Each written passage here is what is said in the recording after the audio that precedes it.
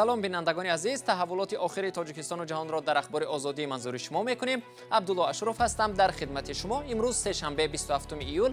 حالا توجه کنید به سرخطی موضوعهای برنامه امروز. وزیر کارهای خارجی میگوید تاجیکستان با گروه طالبان هیچ ارتباط ندارد و مشغول تحکیم مرز با افغانستان است. طالبان تاجیکستانی که در مرز تاجیکستان و افغانستان مستقر شده‌اند در سر چی نقشه میپرورند؟ میگه شلو میگه من اومدم میگه رستوران کانتر کار دارم کار که بتونم میرم به خونه. شرکت تاجیک ایر امیدوار است با کارشریک لیتوانیش زبان یافته مشکل قرض 20 میلیون دلاری را حل کند. گذشت کننده خیلی پاساژی همون سوریش اومدن ممکن است. تاجیکستان میگوید آماده است پناهندگان را از افغانستان بپذیرد، اما از آن خوف دارد که احتمال در میان پناهجویان گماشته‌های گروه‌های تروریستی نیز وارد خاک کشور شوند. سراج الدین مهریدین وزیر کارهای خارجی تاجیکستان امروز در نشست خبری در شهر دوشنبه این نکته را ذکر کرد. ادامه موضوع در گزارش همکارم میرزانبی خالقزاد. وزیر کارهای خارجی تاجیکستان روز 27 ایول در نشست خبریش گفت پس از اشغال شدن منطقه‌های مرزی افغانستان از سوی طالبان، دوشنبه از وضع سرحد خیلی نگران است. این در حالی است که طالبان گفته است برای همسایه‌های افغانستان ناامنی ایجاد نخواهد کرد. اما تاجیکستان یک جا با هم پیمانهایش به تحکیم مرز مشغول است. یک دلیل سراج الدین مهریدین برای نگرانی از وضع مرز آن بوده است که با گفته او دوام زیاد از 40 سال جنگ در افغانستان هیچگاه خط سرحد تاجیکستان در دست دیگر گروهان نبوده است. سراج الدین مهریدین همچنین گفت تاجیکستان تا این دم در سطح سیاسی با گروه طالبان یگان ملاقات و همکاری نداشت و از موقع رسمی کابل حمایت می‌کند. دادگاه عالی تاجیکستان طالبان را همچون گروه تروریستی اعتراف کرده است. رئیس جمهور امامعلی رحمان روز 5 ایول در جلسه شورای امنیت تاجیکستان سفارش داد که 20,000 افسر احتیاطی به مرز این کشور با افغانستان فرستاده شوند. همچنین صبح 22 ایول در سراسر تاجیکستان سنجش آمادگی جنگی ارتش برگزار شد. تاجیکستان و افغانستان بیش از 1400 کیلومتر مرز مشترک دارند که بیش از 900 کیلومتر آن زیر نظارت طالبان قرار دارند. در گذشته امریکا، اتحاد اروپا، روسیه و سازمان‌های بین‌المللی به تاجیکستان در تحکیم مرز یاری زیاد رسانیدند و نیز گفتند این کمک‌ها را ادامه خواهند داد. گروه طالبان در افغانستان که حالا از 3 حصه مرزی افغانستان و تاجیکستان را زیر نظارت گرفتند میگویند نسبت همسایه‌ها یگان نقشه بده ندارند، اما یک تحقیقات رادیو آزادی معاین کرد که طالبان در حساس‌ترین نقاط مرز بین دو کشور گروه انصارالله را مسئول مرزبانی گذاشتند که اعضا و طرفدارانش در تاجیکستان با اتهام تروریسم تحت پیگرد هستند و گفتند که هدف نهاییشان تاجیکستان است. همکارم مومن احمدی این موضوع را تحقیق کرده است و حالا با ما در استودیو قرار دارد. مومن، چی دلیل در دست است که در صف طالبان در مرز افغانستان با تاجیکستان جنگیان تاجیک قرار دارند؟ بله عبدالله، دلیل های زیادی به دست ما رسید که ثابت میکنند که تاجیکان حداقل نظارت 5 ناحیه یا ولسوالی را در بدخشان افغانستان که در مرز تاجیکستان قرار دارند نظارت میکنند. یکی از شاهدان سقوط منطقه‌های مرزی افغانستان به رادیو آزادی گفت پرچم طالبان را در پاسگاه مرزی یک زاده تاجیکستان با نام مهدی ارسلان استوار کرد. در نوار و عکس‌های دسترس شده 10 نفر دیده می‌شوند که به لهجه خاصی تاجیکی صحبت می‌کنند. در افغانستان آنها را طالبان تاجیک نام می‌برند، ولی در اصل آنها اعضای گروه ممنوع انصارالله هستند که فعالیتشان در تاجیکستان منع است. مهدی ارسلان، نفری که پرچم طالب‌ها را در مرز استوار کرد، اکنون با امر آنها اداره 5 ولسوالی مرزی افغانستان کوفاب، شیکی، نوسی، ماهیمی و خواهان را به عهده دارد.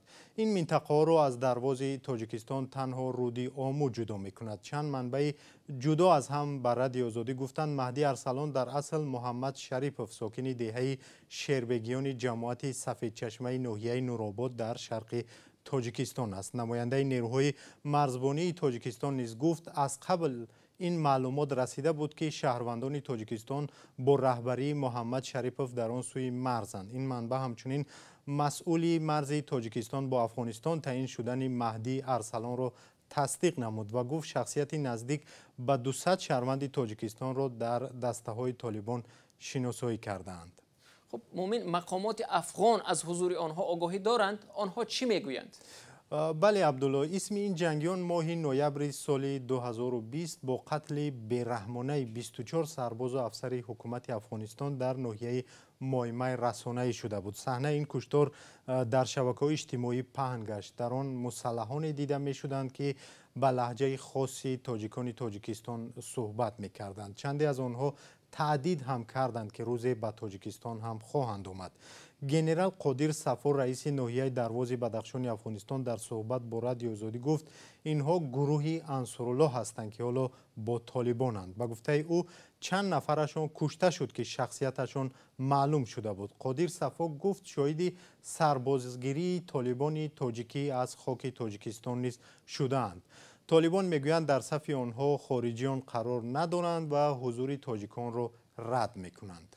تشکر مومن. خاطر نشان میکنم که بر پایه معلومات رسمی نهادهای انتظامی تاجیکستان و افغانستان گروه انصارالله از جانب امرالدین تبعرف، یک فرمانده پیشین اتحاد مخالفین تاجیک پس از جنگ شهروندی سال 1992-1997 تأسیس یافت. محمد شریفوف نماینده نسل دوم دانسته می شود که حالا یک چهره شناخته طالبان در شمال افغانستان بوده است.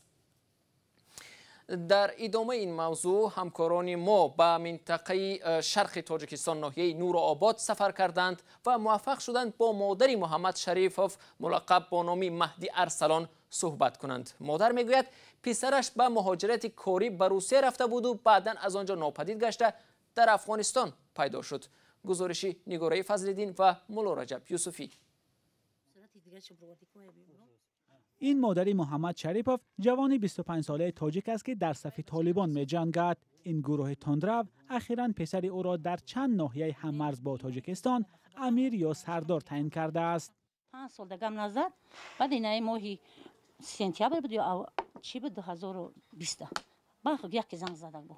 گفت خیر گفت که من همینجا دارم سازیم تینجیم مثال من تراگونو پرسیده آمدم به خیر خشنکم بخشش مادر تو زیر گپ زده استیم با ما میگیمش که بیو نمیگه که نمیام میگه که میام میگه شلو میام میگه من اومدن یه میگه چه استودنتم کم تر کار دارم کار مکی بود کنم میرم به خونه محمد شریفوف اینجا در دهه شربگیان ناحیه نورآباد تولد شده است. پدر و برادر محمد سال 2011 در جریان عملیات ضد گروه ملا عبدالله یا عبدالله رحیموف، یکی از رهبران سابق مخالفین در وادی رشت کشته شدند. محمد شریفوف و خواهرانش تا آن وقت مکتب نمی‌خواندند و بعد کشته شدن پدر آنها را به مکتب بردند. نه دیرکتوری مکتب های کلمه نیست. می اومد مقصد بسد همون فرزنده را که با مکتب حوزه شوند و دیگه نمیتونستند. گوش نمیکردن. نه. محمد سال 2015 بعد ختم مکتب به روسیه می رود. نیم سال با مادرش تماس داشته است و بعد از آن غیب می زند. 6 ماه هم بچه زنگ زد گفت که اوچه من در دریوی کار یافتم قطعی از نم یزنش قطعیش به دول همون سنده یزنش اوچه من کار یافتم همین چی در روسیه دوا چی میکنم همین در جنگل تلفن رو نمیگیرن مثال اونجا سوید نیست وقتی زنگ نزدم مثال تشویش نشوین وقتی که بعدی هم 8 ماه همین بچه را در روسیه قپیدن و همین آدمای حکومت مقامات اومدن همینجا گفتن که خلای بچه تو در جنگل نبوده تو در فن کرده گو و گفت در افغانستان قطعی آمده. محمد شریفوف یگانه عضو این خانه نیست که در افغانستان است. یک خواهر محمد شریفوف سالها باز همراه شوهرش در افغانستان است. این خواهر محمد کلین مولا امرالدین بنیادگذار حرکت انصارالله می باشد. دهه شربگیان زادگاه محمد شریفوف دهه آسیب پذیر گفته می شود. بیش از 10 ساکن دهه در عملیات ضد ملا عبدالله در سال 2011 کشته شده. چندین تن دیگر با جرم همدستی در این آشوب زندانی شدند. چندین ساکن دهه به افغانستان رفتند که شمار دقیق آنها را مقامات نگفتند.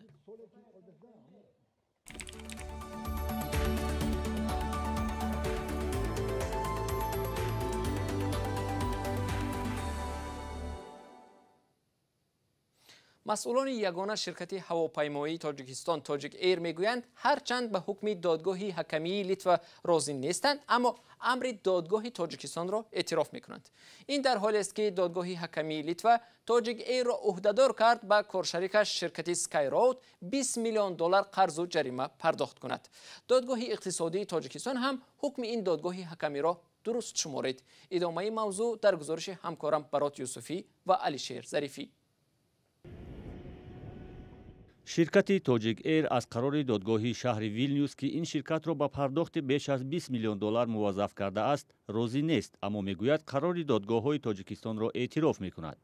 این در حالی است که دادگاه عالی اقتصادی تاجیکستان نیز از قرار دادگاه ویلنیوس پشتیبانی کرده تاجیک ایر را با پرداخت همان بیشتر از 20 میلیون دلار وظیفه‌دار کرده است. 20 میلیون گفتن 20 میلیون از قریب از 70% زورش فقط جریمه است. جریمه از سبب نپرداختن و حق لیزینگ و استفاده هواپیما اجاره هواپیما است. در 9 میلیون سامرتون 9 میلیون است. هر یک سامان 9 میلیون. نیکی تاجیکستان میگن که در وقتش از 15 میلیون زیاد پرداخت کرده است مایش. اگر خیلی حساب بگیریم که کلا 2 میلیون میونه که 2 میلیون 824 که قبول کرده بودن ممکن بود که وقت اگر حرکت میشد از طرف شخصان متصدی حرکت میشد ممکن به این درجه 20 میلیون نمیرسید. این در حالی است که شرکت سکای رود لیزینگ برای رویانیدن مبلغ تاجیک ایر را به یکی از دادگاه‌های اوکروگ کلمبیای آمریکا نیز داده است که آن به نفع تاجیک ایر انجام یافته است. پس از این سکای رود لیزینگ از بالای قرار دادگاه کلمبیا شکایتی کاساسیونی برده است. давронҷон ғафуров ҳуқуқшиноси тоҷик эйр гуфт ҷониби скай роуд лизинг фикр карданд ки мо дар амрико ягон дороӣ дорем ва аз ҳисоби он маблағро мегиранд, лекин мо дар он ҷо чизе надорем. аммо ӯ мегӯяд имкон дорад қарори додгоҳи олии иқтисодии тоҷикистон дар мавриди ба ширкати скай роуд лизинг пардохт кардани 20 миллион доллар аз сӯи тоҷик эйр татбиқ шавад. дар оянда акун ҳамин ози дар ҳамин марҳилаи кассатсионӣ мо мехоҳем ки хатиби литваga ки илоҷ бошад агар ҳамин як музокирот барему баҳсо агар илоҷ бошад мисол агар ками мисолҳоям чӣ бигузаранд чӣ мегӯям гузашт кунанд агар хай ба созии ягон созиши омадан мумкин аст. ҳоло ширкати тоҷик эйр ягон дороие барои пардохти маблағи талабкардаи ширкати скай роуд лизинг надорад ва бештар аз 2 сол аст ки парвозҳояш қатъ шудааст. ҳоло мақомоти тоҷикистон сарнавишти минбаъдаи ин ширкатро ба баррасӣ гирифтаанд. шӯрои нозирон ҳаст, дар он ҷо тамоми вазорати идораи масъул аъзо ҳастанд ва масъалаи фаъолияти тоҷик эйр дар баррасии шӯрои нозирон аст ва дар ҷаласаи навбатӣ ки бояд гузарад дар он ҷо фаъолияти тоҷик эйр баррасӣ карда мешавад. намояндаи ширкати литвонии скай роуд лизинг мегӯяд дар сурати пардохт нашудани қарз аз ҷониби тоҷик эйр давлати тоҷикистонро ба ҷавобгарӣ мекашанд. ширкати ҳавопаймоии тоҷик эйр ягона ширкати давлатии ҳавопаймоии тоҷикистон солҳои тӯлонӣ аст ки мушкилоти молӣ дорад. бо вуҷуди қабули барномаҳои давлатӣ барои ба по хезондани он аҳволи ширкат беҳ нашуд ва парвозҳои ҳавопаймоҳои он аввали соли 2019 қатъ шудааст.